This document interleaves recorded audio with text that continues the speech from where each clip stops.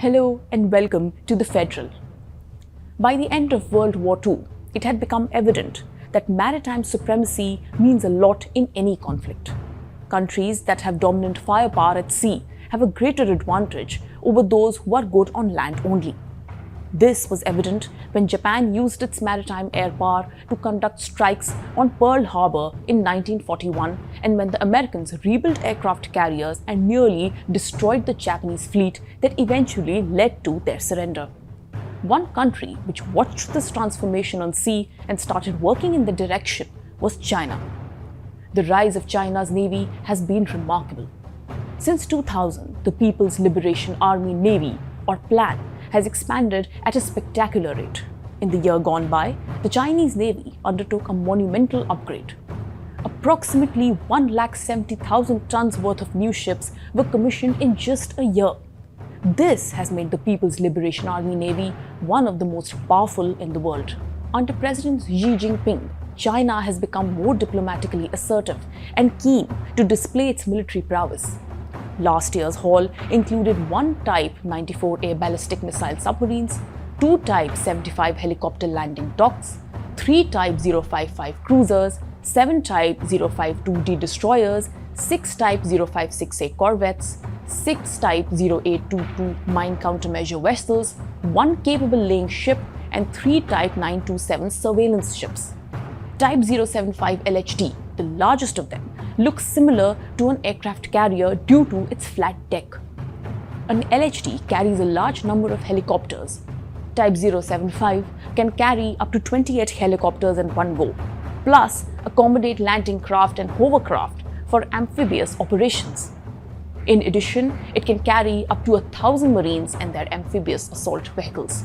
No wonder that the plan has emerged as a powerful force under President Xi Jinping. A US Congressional Research Service study shows that by 2025, China will have 6 subsurface ballistic nuclear submarines, 10 nuclear-powered attack submarines, 47 diesel-electric submarines, 3 aircraft carriers, 52 cruisers, 120 frigates, 4 LHDs, 10 LPDs and 24 landing ship tanks. With all these new vessels in the dock, which are just about as sophisticated as anything the US Navy has, China is preparing to further strengthen its maritime presence. China has been doing so in the South China Sea, not just the Navy, but also empowering the China Coast Guard and People's Armed Forces Maritime Militia. 20 years ago, the Chinese Navy was just a modest force, which focused on coastal defense. These vessels were rarely deployed at places far away from the Chinese coasts. But that has changed. According to a 2021 report by China's Department of Defense, the plan currently operates some 355 warships. Only a handful of them currently in service were constructed prior to the year 2000. In the last decade, it has added 4 aircraft-carrying warships, several modern nuclear ballistic missile submarines, many large destroyers, and also smaller vessels as well. These ships carry weapon systems that are internationally competitive. Today, PLAN has become the world's largest floating fleet in number. In tonnage, the US still stands first though. So why is China strengthening its navy at this pace? More importantly, why is the world worried about China's increasing sea presence? Energy is necessary for growth and prosperity of any country. China did not have adequate energy resources within its borders, and it had to import nearly 80% of it. Most imports were happening from countries in the Indian Ocean region. China has captured Spratly and Paracel Islands, which were once a part of French Indonesia, Scarborough Shoal, which belongs to the Philippines, and reclaimed areas around a number of islands, reefs, shoals, and rocks. This was done mainly to lay claim over much larger exclusive economic zones. An exclusive economic zone extends up to 200 nautical miles from a country's shores.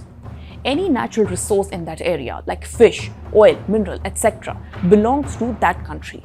China captures such islands in the Indian Ocean region and establishes military bases there, thereby usurping the resources lying in the exclusive economic zone of that island.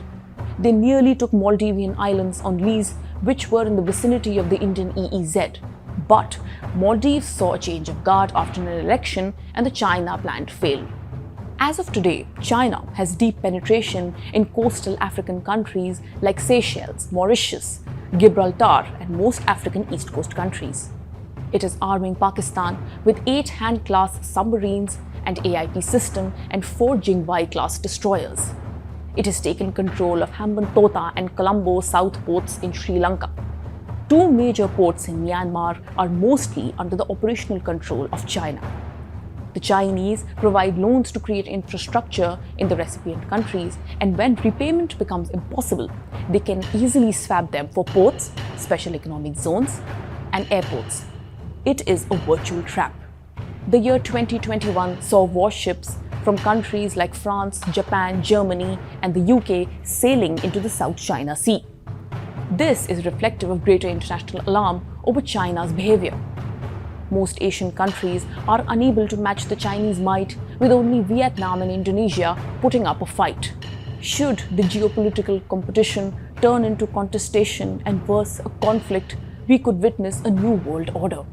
If it doesn't, the Cold War over the seas will continue. For more such videos, log on to thefederal.com.